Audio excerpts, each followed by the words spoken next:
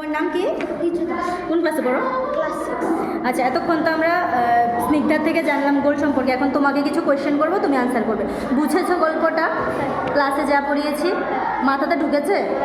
আচ্ছা, এবার বলো তো, এই যে দাদুটা ছিল, দাদুটার নামটা জানি কি ছিল? প্রফুল্লবাবু। প্রফুল্লবাবু। প্রফুল্লবাবু যে গ্রামে থাকতো সেই গ্রামের নাম কি? শ্রীনগর। শ্রীনগর। দাদুর একটা বন্ধু ছিল পাশের গ্রামের, নাম কি? রতন। হ্যাঁ, রতন। রতন। রতনের গ্রামের নাম কি?